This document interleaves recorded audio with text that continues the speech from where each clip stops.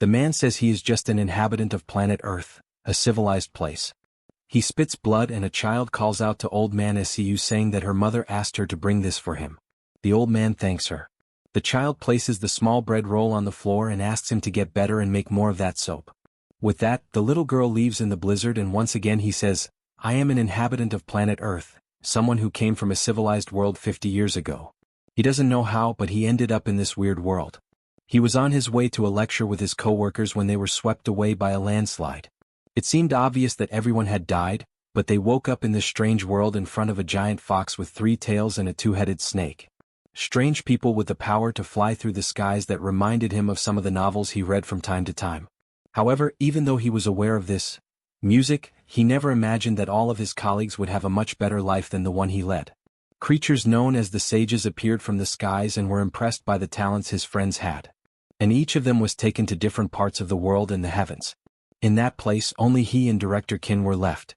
For some reason they both held out hope that since they had also come from another world, something special would eventually happen to them.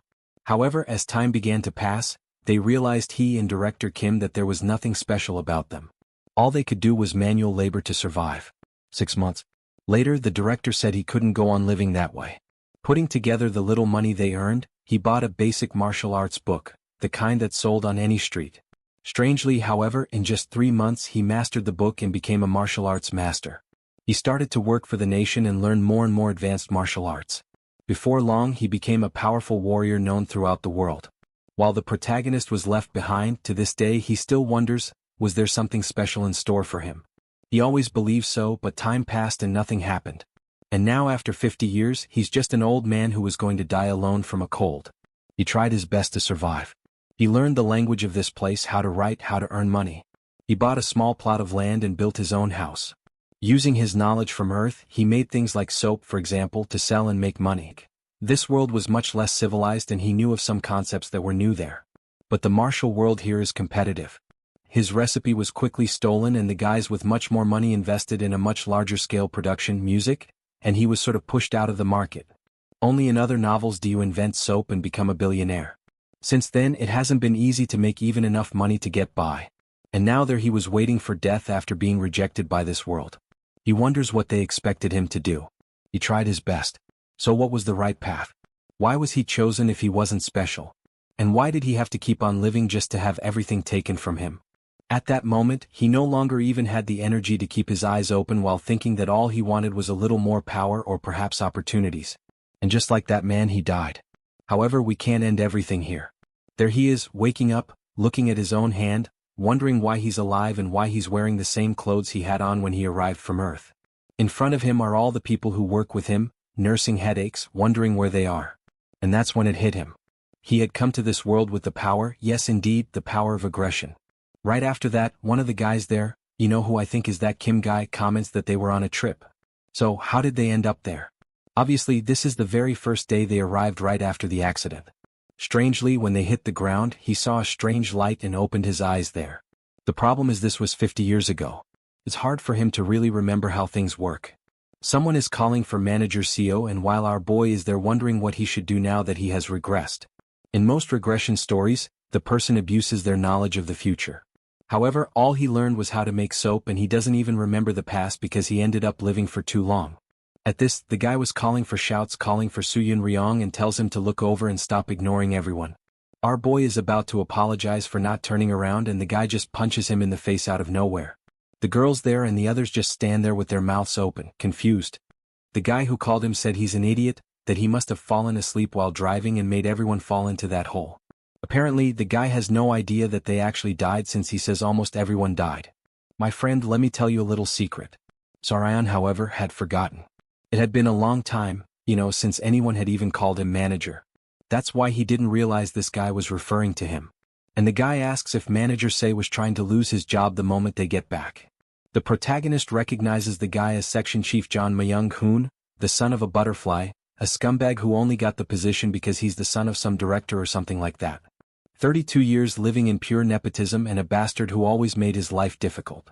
The guy is there chewing him out while everyone's asking him to calm down. Su starts to get up, remembering that on the day he was driving he really was a bit tired. That's because the bastard John had dumped all of his own work on our boy to handle. Not to mention he wasn't even supposed to be the one driving on this trip. The guys there are screaming, everyone trying to calm him down while Sa's memories are slowly returning. On that day in the past something similar happened. He thought he was in the wrong and just kept apologizing all hunched over. And that's how he went on living for the next 50 years, always apologizing, lowering his head. Even when bandits robbed him he would apologize. When the martial artist humiliated him, he apologized.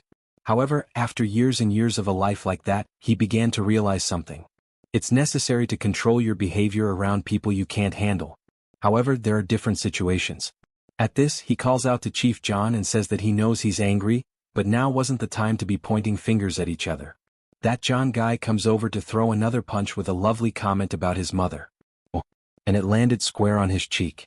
I thought our boy was going to defend himself. Hold on. He's giving him that stare down, saying that he'll never have to kneel before someone he can actually handle. And he serves one right back to his cheek. Everyone stood with their mouths agape as he moved forward, saying that in his past life, he had been beaten by countless martial artists. An uncountable number of times. He lands another direct hit and he remembers the bandits were much more aggressive and he would get beaten up even for just gathering herbs on the mountain. The same thing would happen when he didn't pay his taxes. And now there he is beating the hell out of the guy. In this violent world, he had managed to gain something that these people at this moment did not have. He knew exactly how the human mind worked. The moment you land a punch right in the eye, fear is amplified. After taking a few more, only 2 words instinctively leave the mouth. Right then Jean, trembling all over, just utters the famous line, "I'm sorry." The protagonist might not have the mythical talents that those sages from the heavens seek, or the martial prowess necessary to become famous in this world. However, he did have the ability to change his destiny. That fool John is there with his hands on his head, completely subdued, while the others call out to CO and ask him to calm down a bit. How could he beat up his coworker like that? Our boy immediately plays the normal person card, saying that he accidentally lost his head and offers a sort of apology. Manager Kim says that there's no point in apologizing to them. That John guy might have crossed a line, but he went too far by pummeling the guy like that. Say knows that of all the people there, the only one who will sort of stick with him is Director Kim, so he kind of agrees with the guy. This man is going to become one of the strongest martial artists as soon as he starts learning. So he has to support this guy and stay close to him. Obviously this was all just his plan for now. He goes over to John and apologizes, saying that he really did overreact. John looks like he wants to say something, but one little glare from him and the guy turns away crapping his pants. Kim takes a look at the forest there, and says they have to get out of this place and find a village or something of the sort. See, who knows, that's the logical thing to do. However, it's a shame that logic doesn't work in this world. This was the world of immortals where everyone is trying to secure their own immortality, and the only rule that exists in this place is that the strong devour the weak. Anyone in this world with a sword in hand will fight for fame and honor. The name of this forest is the Path of Ascension. Unfortunately, there is no nation, village, or anything nearby. At this, he calls out to Kim and says that the sun will be setting soon, so maybe they should make a camp in a safe place. The man agrees, saying he's right, but wants to know where's their car that was full of supplies. If they could find that, they could survive easily. Our boy already knows it's a shame, but that car will not be found under any circumstances. The problem is they won't believe him if he just says that. He can try to convince these guys that it's impossible to find the car. He has another plan. He says that the best idea for now is to split up. One team looks for the car while the other team sets up camp. That way they secure both opportunities. Since it's a logical decision, everyone ends up agreeing and night falls. Obviously they didn't find it and they built a campfire. The blue-eyed girl, whose name I still don't know, wants to know where the car is. They were in a landslide. So, where did the thing end up? Kim and everyone else comments that nobody has a clue. She's asking the wrong person. Everyone there is lost. The group is eating some kind of chestnuts, which are pretty tasty, and C says he found more on the way so they don't need to worry. At this, the manager praises him, saying that the situation is very difficult. But thanks to him, things aren't getting too complicated. Ever since the company, he knew he was a person they could count on. And now he remembers that he was probably very tired since John had dumped all his work on the boy. The other girl with the yellow eyes says that the manager has indeed always been very diligent. The little devils are all laying on the prey, right? It's a shame he already knows these wretches are all going to abandon him. In his past life, Sue only found this cave after hours and hours of walking in the dead of night. And now he says that it was by luck that he found this place while thinking that he has to take advantage of this short moment because this is the last night they'll be able to laugh like this. A short time later, under the moonlight, he's trembling as he says he welcomes the Lord of the Forest. A three-tailed fox in front of him says that the boy has a very strange smell for a human. Has lived for over 1,000 years and has never smelled anything like it. At this, the people who were waking up in the cave come outside and they all get a fright too. In his memory, Sayo tells everyone to kneel and respect the Lord of the Forest. At this, the fox says that every time it meets a human, it remembers why they are idiotic and rude. It would have already torn off everyone's limbs. But it seems one of them knew how to respect the forest and that's why they would be forgiven. However, with that said, they were in the territory of the Lord of the Forest and would have to pay the price. So, one of them would have to offer an arm to stay there. Seo remembers in his past life, no one knew what to do when this creature appeared, and they started screaming in desperation. The fox then took all of everyone's limbs. Damn men. They were left half dead. At least this time, the fox seemed to be appreciating the way he acted. The creature, however, licking its lips, wants to know who was going to give an arm. Su had already seen everyone lose all their limbs in his past life, so this wasn't such a big deal. A single arm from one person was a small price. Besides, those guys would arrive suddenly and heal everyone. That's how they survived. Not to mention, knowing that something like this could happen, he had even prepared an herb that helps reduce the pain. And at this, with sheer guts, he says he'll offer his arm. Everyone is startled and the fox doesn't hesitate for a second. It just goes and takes a big bite, man, and pulls the boy's arm off. Everyone there feels the pain and he immediately goes to get the herb. While he eats, the fox then says it thought the taste would be different because of the smell, but he was really identical to any other human. In fact, it was even worse because he seemed to have very impure veins. Su, completely wrecked, apologizes for the offering not being good enough. But at this, the fox turns and says it would let them stay for 7 days in its territory and no one there would die thanks to its divinity. In this forest, it leaves away and is gone. The rest of the group come call in for Seo, asking if he's okay. He says he is and asks for help to get to the cave. Since he was the first one to encounter the fox, he says he talked with it before they arrived and learned a little about this world. He reveals that they are no longer on Earth and at this everyone is scared, saying they never imagined something like this had happened. But considering they saw a three-tailed fox, so reality is sinking in for the guys. And our boy explains, showing his arm, that at least they're safe for a week because of what he did.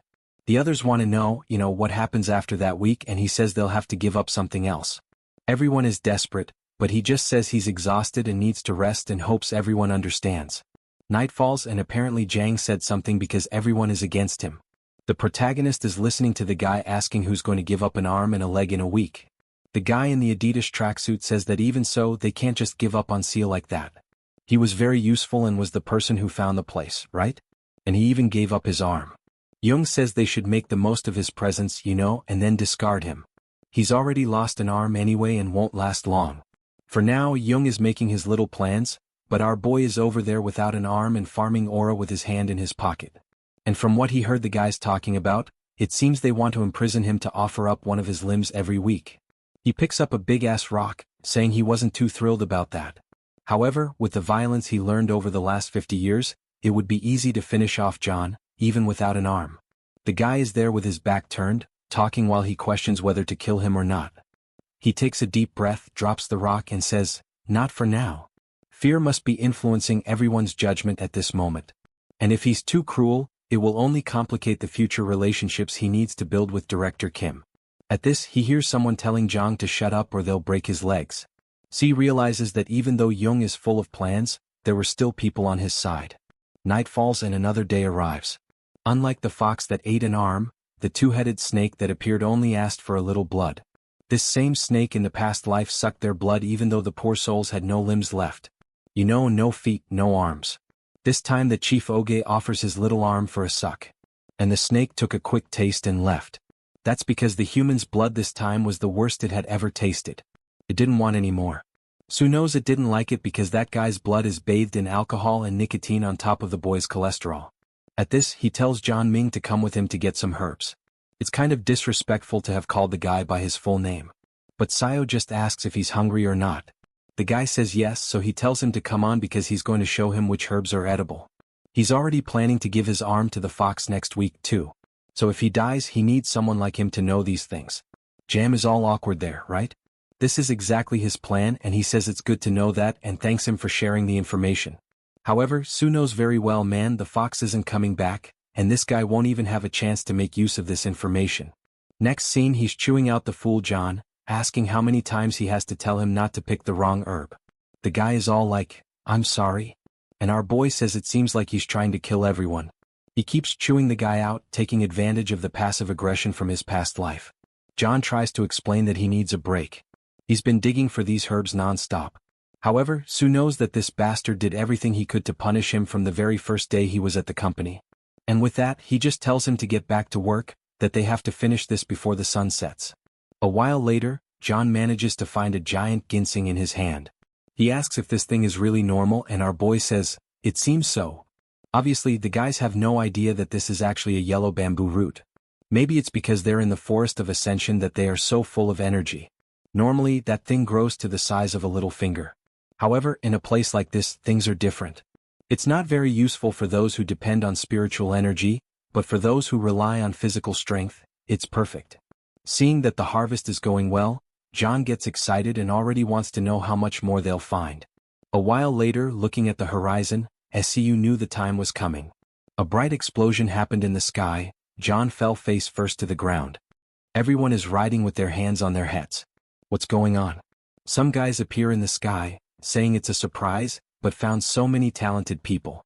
The one in the background in a yellow robe tells Joko to disappear because they belong to him. The guys are all arguing there while Kim wants to know who they are, what's going on.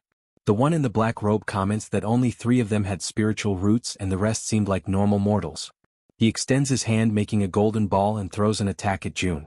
The old man appears excited, saying that the boy really did have the power of the golden thunder. The one who looks like a woman with black lipstick, who I don't know if it's a he or a she. Yuno says it's his turn now and plays a little tune. Right then, the blue-eyed girl starts to writhe in agony, screaming desperately while the other one celebrates, saying she found a perfect immoral route. The muscular guy puts his hand on the shoulder of that chief oak guy and says he has a sacred body. He'll be taken as a disciple of Azura. The guy is clearly kind of scared, not knowing how to respond while feeling the pressure from the man. But the one with the black lipstick says that maybe he'd be better off in the Valley of Ghosts, a perfect place to seek immortality and dominate the heavens. They all seem to be arguing over who gets to keep Chief O, while Kim is kind of confused by everything that's happening. Suddenly, the guy in the golden robe pulls out a small pot and sucks John inside, saying that humans are too indecisive and he will take him to the path of ascension regardless. The muscular man sees that our boy lost his arm to the fox and says that he really is very brave. He might just be a regular mortal, but he really was quite a boy. SCU thanks him. But at this, the guys are already leaving, saying their work there is done. They should take advantage of the fact that this forest would be safe for 10 years since they passed through. Kim, desperate, tries to say that they need help because they don't even know how to get out of this place. But the guys have already left. Sven knows in his past life he shouted and shouted but was ignored like an insect. So it's not even worth it. At least just as everyone's bodies were restored in the past life, in this one he got his arm back. Kim, however, wants to know what they are going to do to survive in a forest like this. Strangely, a bunch of stars seems to be heading in a certain direction and he wonders why. The next day inside the cave, the girl is suffering, spitting blood. The other one there in the green clothes, I already realized that these girls must not be important because I still don't know their names. She comments that her friend there in the pink clothes is not doing well. What do we do? See if it just asks away a little longer. What if someone shows up to heal her, right? It would be a huge coincidence. The group finds it a bit strange, but right then someone enters the cave and says that them suffering in this place were like ants trying to defeat a dragon.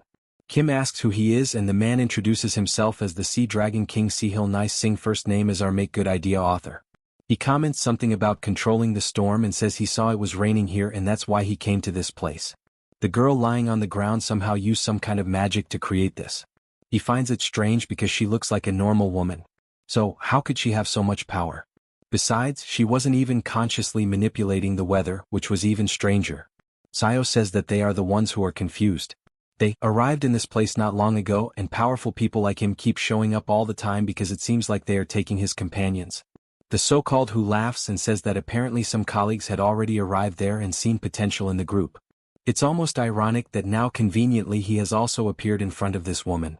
He then asks if the mortal understands where he is. This was a place known as the Path of Ascension, the perfect passage to the upper world. And in a few months, a gate of ascension would open there. It's something that happens once every 1,000 years. And because of that, countless creatures and people gather in this place to try to pass through this door. And that's why so many strange people are showing up in this place. Seo says he understands while Kim wants to know why the rest of his colleagues were taken into these sect-like things. Will says that it's really difficult for a mortal like him to understand. For people in this world, it was common to possess magic to increase or decrease the size of things. And probably the guys who took his friends have their entire sect and group inside one of these objects. Their plan is to cross the gate carrying everyone himself inside this object as the sea dragon's castle stored away. There more than 8,800 dragons were sleeping. Now, I don't know if he means dragons as in the creatures or dragon members, right? Because he says there that the girl is very peculiar. If she joined the group, she would have the chance to become something extraordinary. Kim asks him to wait, saying he can't just take the girl like that. But suddenly he just falls to his knees and his eyes are almost popping out of his head. Will just says he will give his blood to her and accept her as part of the group. This was the best solution for everyone there. Furthermore, he will advise them to never get in the way of the intentions of the people in this world. Damn, the boy's head is about to explode and our poor protagonist got caught in the crossfire. Will leaves it saying he is being merciful. Most people would have killed him. With a big thunderclap, he flew off on the dragon, stylish as hell. The next day everyone was kidnapped. Oh no, only this one is left. We still don't know her name, man. She's laughing like a maniac saying, what a mess. This world with its dragon business. Colleagues being taken away. People flying. What the hell is this? This would probably be my exact same reaction as SCU gently pats her, telling her to calm down. She however just begs for our boy not to be taken away too. She wouldn't be able to survive in this forest alone. However, he just thinks it's a shame, but their time is up. Suddenly, she begins to W in agony, puts her hands on her head and says something is coming. Kim runs to help, but she says it's too late and whatever it is has arrived. Out of nowhere, an old man on a mechanical Oni lion appears. Good heavens, man, that one came straight out of chat. PP make, clears throat, and the old guy wants to know how there are mortals on this path. However, he comes to his own conclusion, saying that the place is unstable because of the opening of the gate. That must be how they ended up here. Now he wants to know from the mortals who emitted that vast consciousness. He felt a strong presence as if it were one of the sages from the upper realms descending to earth. And for some reason he believes it's the girl. The old guy asks the other man to stay there wanting to know who he is and warns him that she is their colleague.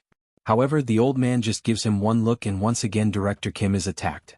Oh, the poor guy, man. Every person who shows up beats him up, my boy. It's a good thing our boy cushioned the blow so the guy wouldn't die. But geez, his ribs got torn up and the not all peculiar old man went over, took the girl's face in his hands and said the child will be taken with him. She might not have a good foundation, but with the talent she possessed for consciousness, he can awaken her power. She's crying, calling out for the two of them. But the guy says it's best for her to abandon these connections with the world, especially now that he has already made this offer. At this, the two are flying and apparently he's going to kill them to force her to accept. She, however, says she accepts if he doesn't kill them. Better that way. The old man says it's good for her to forget all the connections she has with the world, and she says that's fine. He lets the two of them go, but then suddenly aims in their direction, saying that if he leaves them alive, she will remain connected forever. He opened a portal there for them to return to a nearby city. Humble, right? The other guys who came didn't even do that much for the boys. Well, it's true they didn't have much of a choice either because in reality they were just sucked into that thing. And through the strange old man's little ring, they could only hear the girl calling for them. But goodbye. The two of them wake up in the middle of an abandoned place hearing people selling scriptures, selling cloth in a place called Yanguk. Say opens his eyes there in the alley wondering where exactly he is. In his past life he didn't fall into this place. So, unfortunately he doesn't know it. Apparently that old man told the truth. He threw them into a random place.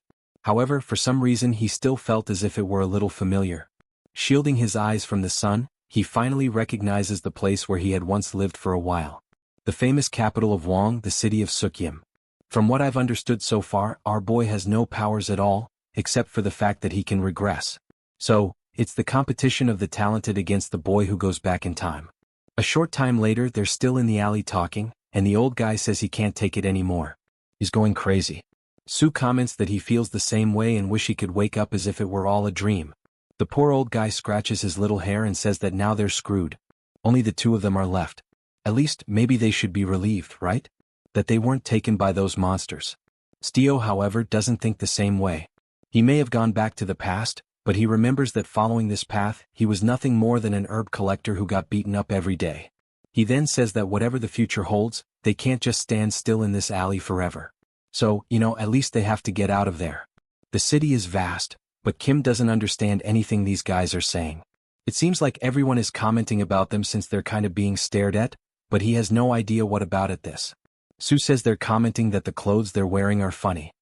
Everyone around is speaking Chinese, but the two of them are Korean. So, the guy is a bit confused, but Sue says he learned Chinese when he was younger. The old man, however, seeing the boy's torn up back, is more worried about that than the fact that he speaks 2 languages. And the bastard lied. It's not even Chinese they're speaking. The symbols are kind of similar, but the sounds are completely different. In his past life, he spent 2 months being chewed out by beggars just to start understanding what these guys were saying.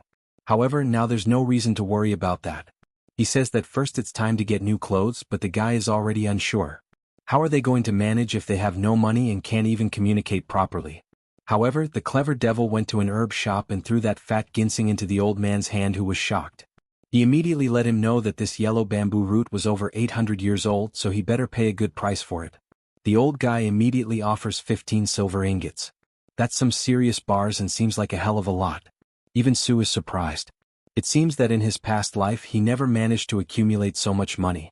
I thought he was going to try to negotiate to show he knows the values, right? But the bastard was a really broke beggar man. He just accepts. A short time later, they're already in a big-ass house that our boy seems to have rented or bought. And he already tells Mr. Kim that he's going to teach him the language of this place. It seems everything worked out well and quite easily. However, that right there is the power of money. The problem is that to get this house, plus fake identities for both of them and clothes, he spent almost everything. He's left with 1 little silver ingot. And the director can't help but notice that the boy's back is still bloody. Good heavens, go take care of that. It's going to get infected and you'll have to reincarnate again. At this, Kim says he's going to stop calling her boy manager and that from now on he'll be Sue Union.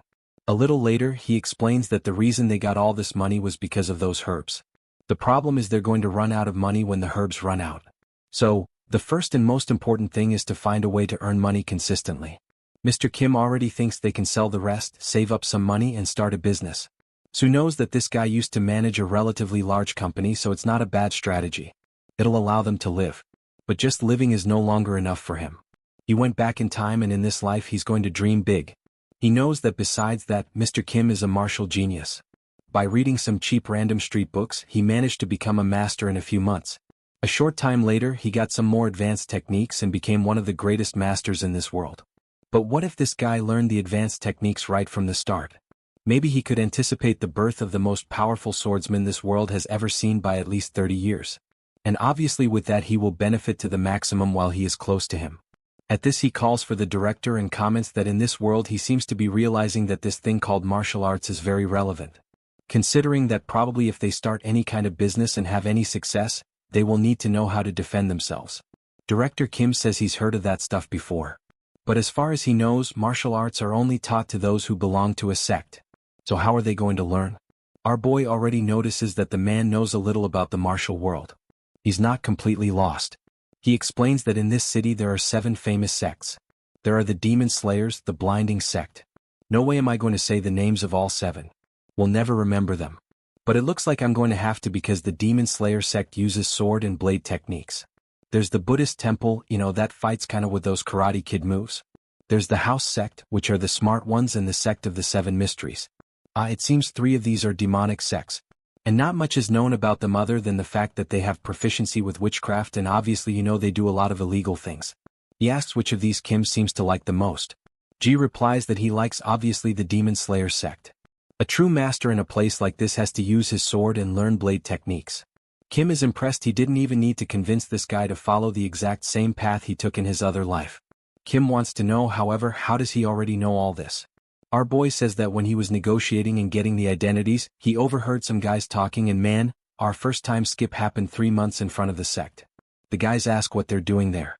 Our dear Sayo there on the left and says he brought his older brother who is interested in learning martial arts. The Rock and Goku outfit doesn't seem very excited about it. However, he sees from their clothes that the guys must have a good amount of money and they're in need of it. Even so, he apologizes and says that learning martial arts at this age would be almost impossible. Our dear Sue insists, asking to at least see someone from the higher ranks, already slipping him a coin. A while later, already inside the sect, someone wants to know if they really just want to learn for self-defense. Our boy brought a feast of silver ingots and says yes, that's all they want. The moment the old guy sees the money, he says it's all right. They can be external disciples. However, they should know that there's no special treatment there for those who enter through donations. Besides, they would only accept one of the two. Kim is about to complain about this, but right then our boy accepts, saying it's perfect for them. The guy is already leaving, saying, okay, then just come find him there and join the rest of the disciples. Kim asks our boy if it's okay for only him to be learning martial arts. He would have chosen a different group if he had known it would be this expensive. Our boy tells him not to worry. He was never very good at sports either. While he's going to handle the business for now, Kim will go there and learn a bit of those so-called martial arts. The old guy thanks him, but says he doesn't know if he'll really be able to learn much. Our boy tells him to trust himself and try before judging. Another time, skip. 7 months later, the competition within the sect. The man on the throne wants to know where this guy came from. Obvious. It's Mr. Kim, who has crushed all the disciples who have been in the sect for years. Mastering a martial art means understanding its true meaning and aligning your body with it. Someone with low knowledge at best becomes a third-rate warrior. And to advance from that point on, you need more and more knowledge. The guys attack him saying he's an outsider and will never beat them. Obviously, more knowledge means you've invested more time and also put in more effort. However, certain people had enough talent to laugh in the face of all this knowledge business. They had enough talent to advance through numerous stages at once. The Demon Slayer sect is already famous for having numerous members like that. But for the first time, an outsider appeared and killed all of those so-called great disciples. In just 7 months, Director Kim became a first-rate warrior who had mastered absolutely all the techniques of that place. The old guy bites himself. He doesn't understand how it's possible for someone to evolve so quickly. To force something like that, they would need to gather countless martial artists to support someone. Not to mention that this guy is an outsider who has never had any contact with martial arts. So how did this happen? It was as if the very tradition of that place had meal before this man. And they gave the order to capture him. There's our boy. He already imagined that this could create a problem. An outsider dominating this place in 7 months, leaving everything in chaos. Because of this, the guys are accusing him of being a spy. But even in prison, the slay dog is practicing. What CIO doesn't understand is why he's also imprisoned. He knows nothing about martial arts, but now he's in there with the other guy. Our boy asks if the director isn't worried, man. A lot of people suspect he's a spy.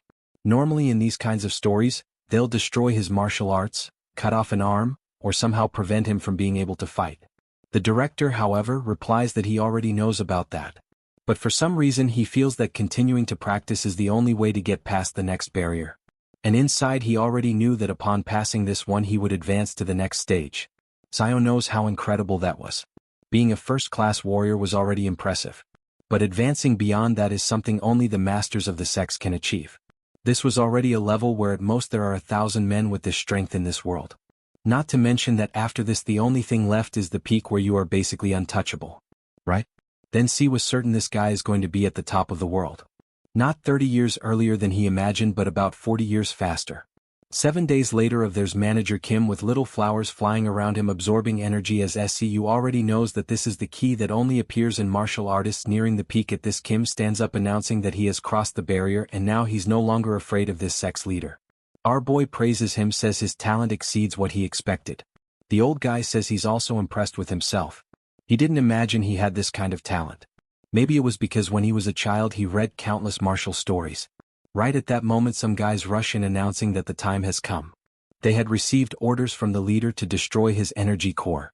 That's because they are now certain he's a damned member of the demonic sect. Kim gives them a look and our boy, tries to calm everyone down, saying he already confessed that no one there is a spy. The guy just tells him to shut up and punches him in the face, warning that he's already heard them talking in that coded language and is sure they are not on his people.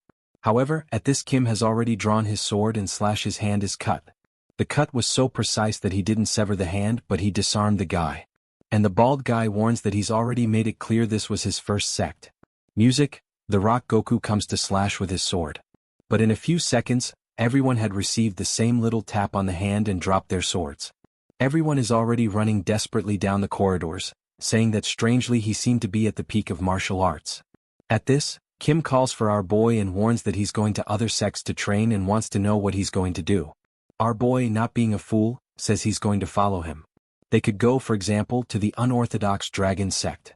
The old guy says he'll meet him there, and in the next scene he's already at the top of the mountain. And damn, Kim's sword is already bathed in blood. He asks why it took SCU so long and he laughs, saying that, yeah, the director is a little faster than him. And noticing the state of the sword, he already knows that this guy was not a violent person at all, but this world has already changed him. It would be a dream if one day he could return to the peaceful life on Earth. If he could choose a return, it would be there. He's tired of the violence of this world. However, none of that matters because now he's here and he'll do whatever is necessary to survive. After being betrayed by the first sect, they invaded the dragon's house and took over everything. 2 years later, they ventured into the Wanga region and continued to defeat numerous sections. And it was in the 3rd year that all the emblems of all the sects had been cut down by him. Before long, in that region he was named the strongest martial artist under the heavens. And he used this fame of his to unite the sects and form an alliance. Man, 7 years later we're moving along here, huh?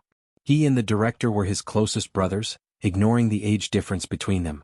They even managed to work on a specific martial art for our boy. Mr. Kim hands him the book and says the name of the technique is the mountain cutter. He had made this with our boy's talent in mind and is sure he can reach the peak. Sue seems impressed that technique was really above any other he had ever seen. The only problem is obviously the expected one: he had absolutely no talent.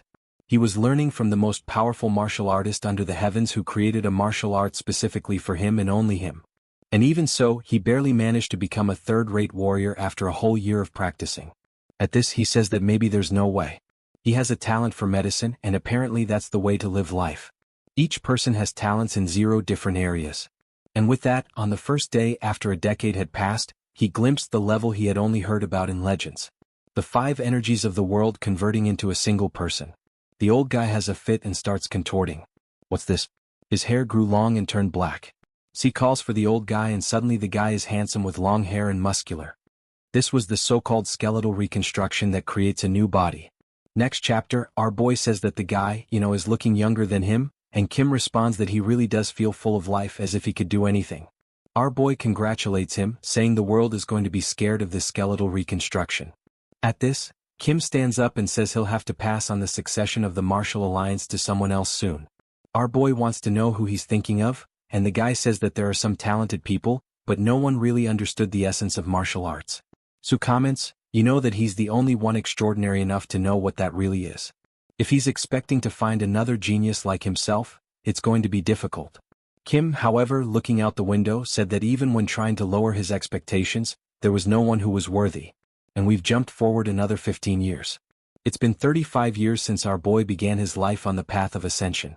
And now he's already 65 years old, man. He's curious to know what Kim is doing. A year after the skeletal reconstruction, he passed on the position of leader to someone else and left. He wanted to be able to retire with that guy, but he had to stay in this place to take care of the strategic part of the alliance. Kim said he'd like to travel through this world much more. Maybe that's why he couldn't come to our boy's retirement ceremony. He's walking through the garden saying that this place is too silent and quiet. He bought this beautiful mansion with the money he got from his retirement. The only downside is that it was too big and he was all alone at this. There's someone there in the middle of the bushes and when he takes a look, it was Kim. I'm still not used to him with long hair. Our boy wants to know where he's been and why he's only showing up now. However, he just falls back onto the grass and calls out for Seo. And he tells him that he really believed he was blessed in martial arts. Our boy says that of course he was. If he's not a genius, who would be? His friend replies that yes, in this world of common mortals he really was not ordinary. The protagonist laughs. Of course he wasn't ordinary. However, Kim then says that he fought against a true practitioner, one of those from 35 years ago. Like that guy who flew and took their friends. SA knows that these guys don't reveal themselves easily. They are like shadows that control the entire world from the darkness. And as the martial alliance they created gained more and more power, these guys started wanting to influence them. No one could stop these guys because opposing them was like opposing the nation itself. And that's why any rule given by them was obeyed. That's why Kim left this place. He wanted to fight against these guys as an individual and not as a master, especially since that could affect the alliance. Kim then says that they were extremely difficult to find, but he located one. Most ignored him, saying he wasn't worthy of a fight for being immortal. They all disappeared, used illusions, and none of them won a fight. However, 5 years ago he finally got a duel. Sue asks if he won and the guy says he won. The protagonist praises for not being the leader and doing this, otherwise they would have paid the price.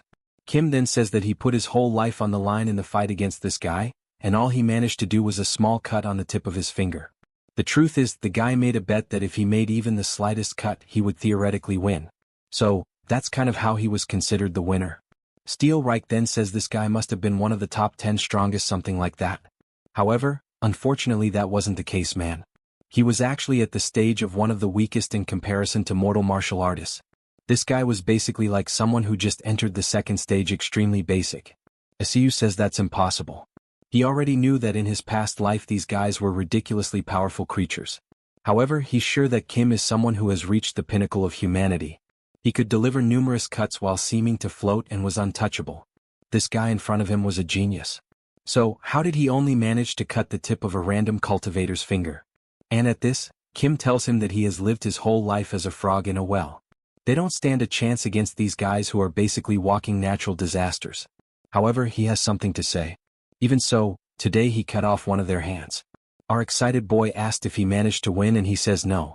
The guy put a talisman on his hand, regenerated, and that was it. The problem is that now he realized he has reached the limit of martial arts and today he's here to say goodbye to our boy. That's because when the guy saw his willpower and his training, he said he would accept him into the sect. He would no longer be a martial artist, but would instead begin the path of immortality. Seo says that's impossible. To become a cultivator means to abandon mortality. However, something like that can only be done if a person possesses a spiritual route. And Kim then explains that his skeletal transformation is basically him reaching the same level of talent that a cultivator is born with. Someone as brilliant as him needed to train his whole life to reach the minimum that these guys possess. He makes a cut in the void and says he's leaving. The crazy guy is literally entering another planet, saying he's going to leave one last gift for our boy. Before he can respond, he's left with a scroll and the guy has disappeared. The manuscript was a record of how to transcend and achieve cultivation through martial arts. Stu, however, wanted to know where his friend was going without him. And with that, time passed. Once again there he is coughing, saying that this world is cruel. It's been 50 years since he arrived in this world. However, there he is again dying from a random cold just like in his past life. Destiny was something that it seemed a human, no matter how much they tried, could not escape. In the end, the only thing that changed was the house and the clothes, but he died on the exact same day. At this, he is sure he lived life to the fullest. He didn't want to have any regrets like in his past life. So, he kept himself as busy as possible, studied as much as possible, practiced as much as possible, and never even bothered with marriage or normal things. It was because of this that he managed to unite all the martial sects in the region. He achieved fame, wealth, and everything the mortal world had to offer. So why now at this moment did he have a feeling of emptiness? Could it be that if he and Kim had tried even harder they would have reached the heavens? Unfortunately, his body will not find that answer. All he could feel was a deep sense of powerlessness. Truly, it was another life of disappointments. This marked the end of the second regression and the arrival of Alicia. It's not surprising he woke up in the same forest, the path of ascension, and his body was full of energy. In other words, his regression wasn't just a one-life thing. At that moment, that bastard with brown hair shows up and slaps him again, calling him a son of a. However, this time Sue easily dodges. The guy is trying to hit something no matter what. But Sayo is just wondering, why did I regress? I have a new body. I'm full of energy. Clearly, a new opportunity should be something good. But what happened to the things I built over the last 50 years? My Han keeps cursing, saying he's a bastard who almost killed everyone and still has the nerve to dodge like that. However, Sue just keeps staring, wondering if this was really something good. And Suni says no. In fact, this power he received was more of a curse, one that denied him the meaning of life. Of course, some regressions would be wonderful and he would be grateful for that opportunity. But what if he gets stuck in this forever? He would be trapped in the wheel of fate, forced to suffer until the end of time. Not to mention that he no longer knows anyone from the people he met in his past life. That's because in front of him now are completely different beings who, no matter how much they share the same appearance, are not the same as before. Even Yong-hun, whom he considered his own brother. That guy no longer exists in this world because the Yong-hun who was his friend went through countless experiences that shaped him. With that, he tells Jin to calm down and asks what getting angry like that will help. The dude is saying he's a shameless son of a. However, Su just reveals that it was Manhwa who should have been driving. But the protagonist was forced to drive even after having a bad night's sleep since that damn Manhwa also dumped a bunch of work on him. Besides, who could dodge an avalanche on a narrow street? It would be good for him to stop pointing fingers and start thinking about what they can do. The fool is there exhausted and panting, unable to argue anything. And in that, the protagonist calls for the director and says he will look for a place for them to stay before the sun sets. Everyone was supposed to go look for the car or a way out of the forest. When it starts to get dark, he will light the campfire and everyone should head in that direction. Night falls and the protagonist wonders if it's worth connecting with these people in some way. As always, he will be alone in the end. Already in the cave, the campfire has been lit and everyone is sleeping on the ground. Su is now afraid of this so-called eternal regression. In any case, the only thing that could give meaning to his life would be for this ability to be removed. Maybe he would disappear if he returned to Earth, realizing how he always comes back to this moment before the path of ascension. But how is he going to get to Earth? He remembers the old man with the monol saying that when the path of ascension opens the surrounding space stabilizes and they being ordinary humans might have gotten trapped in this so-called spatial variation. At that moment, the protagonist imagines that this opening of the ascension gate must have something to do with the fact that they were thrown into this world. Maybe there's a way to use this to make him return. The problem is at first he had to get stronger since as an ordinary human he couldn't achieve anything and force something to happen. He needed to become as powerful as Yonghu and became in his past life.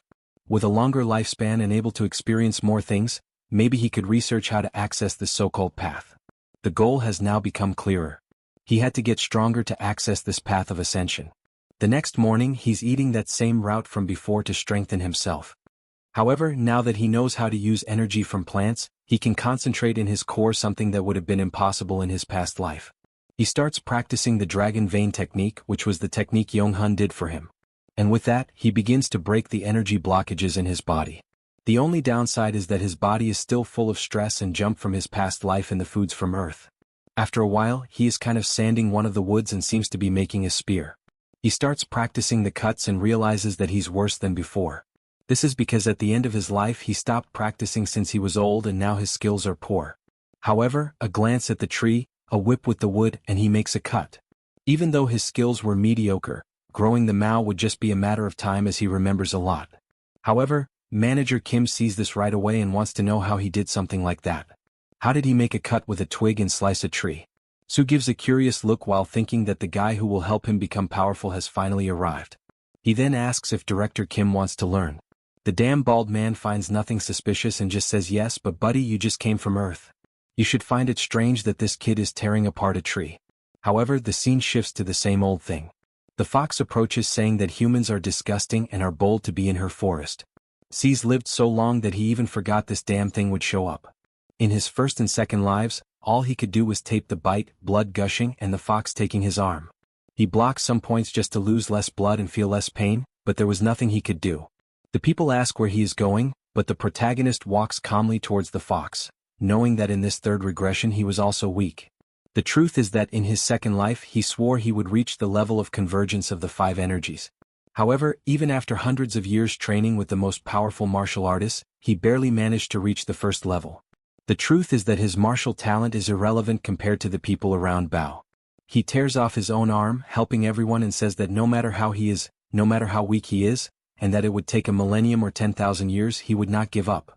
The fox licks her lips and says he is interesting, a human who knows his place and knows how to sacrifice himself. Since it was like this, she would try what he is offering. Su stares, thinking he will keep giving this arm until eventually the day comes when he will be stronger than her. As always, after eating the arm, the fox left them there. Without caring about the rest of the team, he continued practicing in the forest. The only moment he stopped training was when the zero gravity came and took his friends. As soon as they left, he went back to practicing without eating or resting. He only finally stopped on the 4th day, where he presents himself as an inferior mortal and says he wanted to ask something to the sea dragon. The so-called who is the horn one wants to know why he is curious. Su then says that the girl he is taking had her spiritual root trapped, meaning she wouldn't be able to practice. Not to mention that being a mere mortal, she would live for at most 100 years. So why was he taking her? The horn one replies that he is informed too much for a mortal. But he doesn't have to worry. When she accepts his blood, she will awaken a spiritual root and receive talents. At that moment, Sud gets excited and asks if he could also receive an opportunity like that. They were all from the same lands and maybe they have some special power he might be interested in. Will, however, just smiles and tells him to listen. At that moment, Sue feels some pain in his chest, and the guy says it's good for him to know this to stay alive. He should never demand or ask for anything from someone like him. He has lived countless millennia and understands things he has no idea about. However, he was lucky that he is one of the kindest. Any other at his level would be more than willing to kill simply for making eye contact. With that, the guy disappears in the thunder and leaves surfing on the dragon. Meanwhile, poor Kim is there not understanding anything that happened. The next day the other friend would be taken. The protagonist asked a similar question. Kim Yum didn't have a spiritual root, so why could she become a disciple of the old man? The old man shows a pill and says this item allowed anyone to reach their spiritual instincts. Even a mere mortal could have the opportunity to become powerful if they consumed this item. This was all great information for Seo because now he knew there was a path beyond simple practice to become more powerful. And in this, the old man tells that it is possible for a mortal to train in martial arts and gain the root of the 5 elements. However, this was a long path and the result was quite mediocre. The truth is that what you gain with the pill was much better and much faster. This opens the portal for him and says that it's enough. He has nothing to resolve with either of them and they were to disappear. The work friend shouts for both of them, but the protagonist opens his eyes at top a tree. From afar he can see the southern side of the Yango region. Just like in his past life, it seems he and Kin would spend some time navigating this region. However, our protagonist challenged countless people from all over this world. So he knows most of the path like the back of his hand. With that he woke the director and took him to the nearest city. He explained the whole situation and obviously the guy was confused. But little by little he began to accept reality. Soon after they arrived in the city of Robio where they sold those ascension herbs but only bought a small house. The protagonist taught Kim the language of that world, the mountain destruction technique he created in his second regression, modifying an older technique. All this to better suit Kim's own abilities. However, after practicing just a little, Sue was already thinking about how demotivating this was. Kim reached the level of 3 flowers in 3 months of learning martial arts. While he, who had practiced for 2 whole lives, barely reached the first level, Kim stands up all excited and says he thinks he can now beat Seo. The protagonist smiles, thinking that this is really not the same Yano he considered a brother in his past life. This guy was mentally hundreds of times younger than him. The truth is that at this moment, Sue is almost like a great-great-grandfather to director Kim. In this life, you won't be able to keep up with this guy. Thaki hands over the book and says that from this moment on, they will live separate lives. Kim finds it a bit confusing and wants to know what Sue is saying. Did he do something wrong? What is the reason for them to separate? The reason for the protagonist is that in the first regression, Yano became the leader of the Martial Alliance and lost to those guys in the end. And in the second regression, the truth is that things weren't that different. He created more advanced techniques, practiced even more, and basically reached the limit of martial arts. However, he was unable to defeat those guys with martial arts and ended up abandoning them to focus on cultivation. He knows the same thing will happen to Yanho if he stays close to him his whole life. And to avoid seeing his face of despair again, he then says that in this life he will walk these lands to improve his own skills. Kim, however, wants to know how he will live without Yono nearby. The protagonist says that the martial skills he already possesses should be more than enough for him to strengthen himself. He already knows how to communicate, write, and fight. He was a martial artist at a martial peak, so he didn't have to worry about anything. Kim says he understands, but he didn't want to disconnect from the only person he knows from his homeland. Sayo says he understands and then makes a promise. Every 2 years on this exact day they would meet in this house. And with that, after convincing the director he left Blue Sky and a guy holding a spear tells him to stay right there and asks what brings him to the Hall of the 8 Respected. Sue says he came to ask for a duel but the guy bursts out laughing, saying that no one can just walk in here and call for a duel like that. However, in that moment Sue attacks him with the sword, and in the same second the guy's spear tears apart. Then he asks the guy if he looked like just anyone. Sue swears that in this life he will do everything possible to become stronger. The protagonist is starting to farm that aura. In the first life he went hungry. In the second went hungry again. But in this one he will probably go hungry again, but at least he will humiliate some guys along the way. As they approach the hall, the young girl from Ho says that the leader is waiting for him. Let's go through the little corridor. And we arrive in front of the boss and everyone stares around. The old man laughs and says he was wondering who the visitor was that seemed to be a first-degree martial artist. He never imagined it would be a young man like him. The protagonist only does. He presents himself and pays his respects to the leaders of the hall. The guy just says it really seemed like he'd have formidable power and says it's the same for him. All he asks is for him to bless this inexperienced boy with some teachings. At that moment, the old man pulls out a nunchaku with a sharp tip while Yen prepares to make a move from the side. Then the chief advances, spinning the nunchaku, saying that since he's going to stall, he'll go first.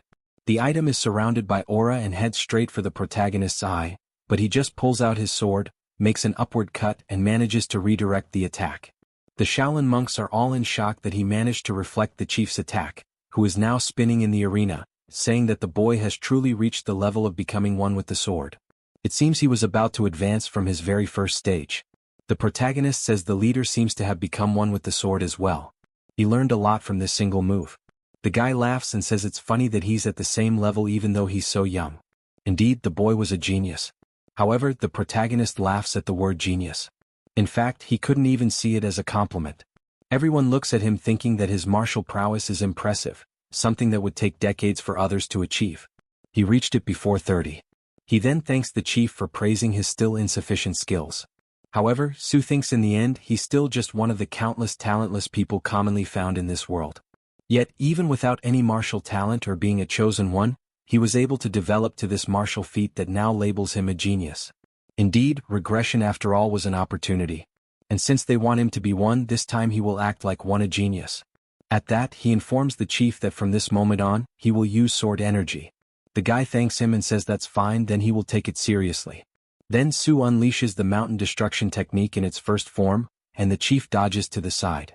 He attacks again with the second form entering the mountain, the third form ascending vein. However, the chief activates the energy around the nunchaku and then he performs a series of strikes which the protagonist defends against. Meanwhile, the guy is trying to understand what kind of kid this is who isn't even 30 and has such monstrous martial skills. At that, the protagonist moves to his side and activates the seventh form of the mountain's depth. And one of the cuts seems to hit the chief's face. The Shaolin monks copy and paste, all shocked, saying, "It's impossible. How could the leader be pressured by a kid at this age?" At that, Sayo was already delivering the 12th form, forcing the chief to retreat. Meanwhile, the people in the audience say it's not just speed. Clearly, the boy's sword carried an absurd power behind it. One of the attacks hits, filling the nunchaku, and the chief trembles and looks scared. At that moment, Su thinks it's time to end this. He jumps into the sky, activating the seven lights technique, and suddenly a bunch of shining cuts appear, and the menaku is torn apart. The chief looks completely shocked. The Sholing with his mouth agape, and with that the guy just falls to the ground and says he lost. Instantly subisos and thanks for the opportunity. He turns and walks away. Everyone is in shock. He walked through the middle of the sect and everyone watched whispering and commenting. At least he didn't suffer any ambush because of this. The House of the Ape respected was an orthodox sect. Then they followed traditional methods and the moral code. Obviously Su however wants to go to the unorthodox sects, basically the outlaws. The first goal in this life was to walk everywhere and reach the martial peak on a mountain. The protagonist recounts that he ventured through numerous medium-sized cities throughout the Suking region. Among these he also lost at the Yumel sect and the Heong sect. He couldn't win. However, he won in Gaoju and Yango. And now he's at the Hojin sect, delivering a cut to the captain in the purple robe, who is thrown back, falling to the back of the room unconscious. The old man laughs and says he must be the so-called first-class martial artist who has been challenging numerous places. Indeed, he is a skilled boy. Su thanks, saying that he has been learning a lot because of these fights. But then the lamp group appears and the chief says that he will now have to face 10 elders. At that moment, Su realizes that this is how an unorthodox sect takes revenge. He then says he thought that duel had ended with his victory. He has never heard of consecutive duels, especially one where a person goes against 10. The chief laughs and says it's funny that he has never heard of something like that. Su then responds that if other sects find out how they operate, the name of Hoyong will go down the drain. However, the chief says that what happens in this duel is that he suffered a small cut and that cut got infected and he died. Unfortunately, the sect took good care of the boy who tried hard to live. But no matter how much everyone did their best, he ended up dying. Unfortunately, as a dead man, he won't be able to deny anything. Seo is already surrounded and sees that these bastards are crazier than he imagined. The chief once again says that his death here will allow their reputation to remain intact. But this is when Seo smiles, thinking that this is exactly why he came to this place. He then says for them to attack, he will accept this ridiculous duel. Everyone advances while he thinks that the moment it's come to gain true combat experience. The scene shifts to night in a bar.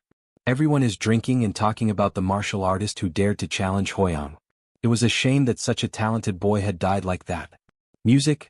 The Mohawk guy said he was crazy too to challenge such outlaws. The white-haired guy laughs as well, saying he was too naive. As if things always happen the way you expect. The other one standing says that all the boy did was accelerate his death thanks to all that arrogance. Hoyang may have the name of a sect, but everyone knows that it is actually a group of bandits. It was a shame that at that moment, the boy's body should have already been buried. However, someone steps into the hall. One of the waiters turns to welcome him, and it's Sayo completely drenched in sweat. Sayo all cut up, asking for a bucket of instant noodles, please. The guy, completely at a loss for words, just says it's fine and asks him to come in. As Sayo stops and the three fools are all there now messed up, no one says anything at all. However, the truth is that those bastards almost really killed him. Not only was it 10 against 1, but their blade was also poisoned. The lucky thing is that during the time he worked in the upper echelons of the Alliance, he learned numerous medical techniques. If he hadn't taken the healing pill at that moment, he would have really died in that room. And as soon as he killed the 10 elders, the old man shouted for everyone to kill him now, no matter the cost. At that, all the Alliance members advanced in battle formation. In the end, to survive, Su had to fight like an animal. But there he is, alive and calm in the bar right after he stabbed the leader in the chest. He didn't kill everyone in the room, but he cut their tendons. In other words, no one will be able to come back for revenge, as they will all be crippled for the rest of their lives. At this, he notices that the Rachi was shaking a lot. He took so many stimulants that it was impossible to relax at that moment. Probably with the amount he took, he won't even be able to sleep for the next few days. Maybe it was the perfect moment to challenge an orthodox sect. He finished eating, grabbed the sword and walked out.